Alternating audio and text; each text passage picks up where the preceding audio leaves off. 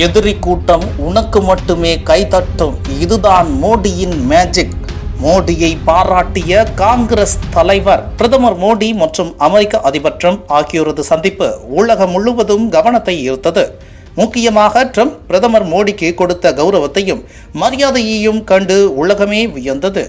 அதிலும் பிரதமர் மோடி தனது நாற்காலியில் இருந்து எழும் பொழுது அந்நாற்காலியை ட்ரம்ப் அட்ஜஸ்ட் செய்த காணொளி நாடு கடந்து வைரலானது. அது இந்தியாவில் இருக்கும் பாஜக எதிர்ப்பு இயக்கங்களுக்கு எரிச்சலடைய செய்தது. அதை மடைமாற்ற சட்டவிரோதமாக அமெரிக்காவில் குடியேறிய இந்தியர்களை அமெரிக்கா இந்தியாவிற்கு அனுப்பிய விவகாரம் குறித்து ட்ரம்பிடம் மோடி பேசவில்லை என்பது போன்ற குற்றச்சாட்டுகளை உண்மை அறியாமல் அடுக்கினர். தமிழகத்திலும் இந்த அவதூறு பிரச்சாரம் திராவிட எக்கோ சிஸ்டத்தால் முன்னெடுக்கப்பட்டது.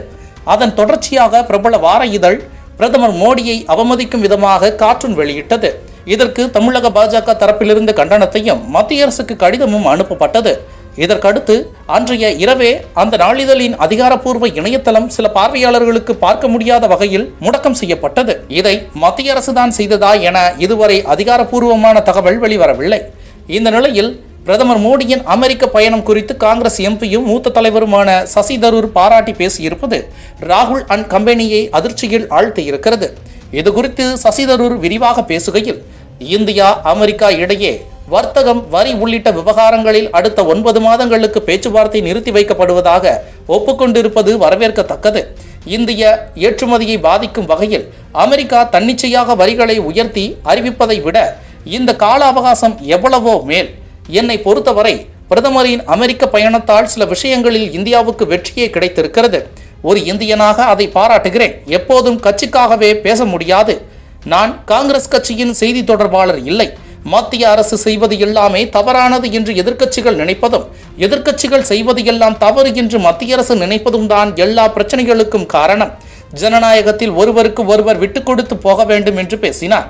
மேலும் அவர் பேசுகையில், எதிர்க்கட்சி என்றாலே மத்திய அரசு எது செய்தாலும் எதிர்க்க வேண்டும் என்ற கருத்து நிலவி வருகிறது. கட்சிக்காக மட்டும் எப்போதும் பேச முடியாது. பிரதமர் மோடி அதிபர் ட்ரம்ப் சந்திப்பை நான் பாராட்டியது சரிதான். இந்திய நலன் கருதிதான் பாராட்டினேன். பிரதமர் மோடியின் அமெரிக்க பயணம் இந்தியர்களுக்கு சாதகமான சில நல்ல விஷயங்களை ஏற்படுத்தி இருக்கிறது. அதிபர் ட்ரம்ப் பதவியேற்ற பிறகு அவரை சந்திக்கும் 4வது தலைவர் பிரதமர் மோடி. இது உலக அளவில் இந்தியாவின் முக்கியத்துவத்தை எடுத்துரைக்கிறது. அதேபோல் மோடியின் அமெரிக்க பயணத்தில் சில கேள்விகளும் இருக்கிறது. குறிப்பாக அமெரிக்காவில் சட்டவிரோதமாக குடியேறியதாக கூறி இந்தியர்கள் தாய்நாட்டுக்கு திருப்பி அனுப்பப்படுகின்றனர். இது குறித்து அதிபர் ட்ரம்புடன் பிரதமர் மோடி பேசினாரா இல்லையா என்பது தெரியவில்லை என்றார்.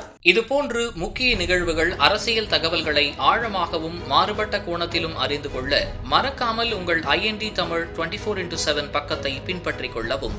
உங்கள் ஒவ்வொரு ஆதரவும் இதுபோன்று பல நிகழ்வுகளின் பின்னணியை அறிய உதவும்.